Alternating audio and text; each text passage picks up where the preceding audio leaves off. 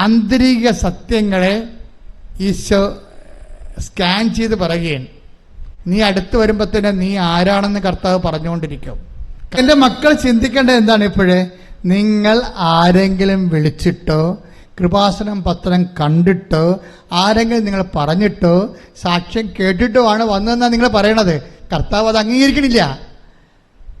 ഞാൻ നിന്നെ നേരത്തെ കണ്ടത് കൊണ്ടാണ്, ഞാൻ നിന്നെ അനുഗ്രഹിക്കാൻ തീരുമാനിച്ചത് കൊണ്ടാണ്, നീ സ്നേഹിക്കുന്നതിനേക്കാൾ ഉപരി ഞാൻ നിന്നെ സ്നേഹിച്ചത് കൊണ്ടാണ് നീ കൃപാസനം പത്രം കണ്ടതെന്നാണ് പറയണത്. മനസ്സിലായോ? സാക്ഷ്യം കേട്ടിട്ടാണ് നീ വന്നതെന്ന് പറയരുത്. ഞാൻ നിന്നെ സ്നേഹിച്ചത് കൊണ്ടും എനിക്ക് നീ ഇഷ്ടപ്പെട്ടവളായതുകൊണ്ടും ഇഷ്ടപ്പെട്ടവനായതുകൊണ്ടുമാണ് നീ സാക്ഷ്യം കേട്ടത്. അപ്പൊ ആദ്യം ആരാണ് സ്നേഹിച്ചത്? ദൈവമാണ്. ദൈവമായ ഏജന്റുമാരാരുമല്ല. പിന്നെ ആരാണ്? കർത്താവായ ദൈവം നിന്നെ സ്നേഹിക്കുന്നു, കണ്ടെത്തിയിരിക്കുന്നു, വിളിച്ചിരിക്കുന്നു, വിശുദ്ധീകരിച്ചിരിക്കുന്നു, ശക്തീകരിച്ചിരിക്കുന്നു, സാക്ഷിയാക്കുന്നു.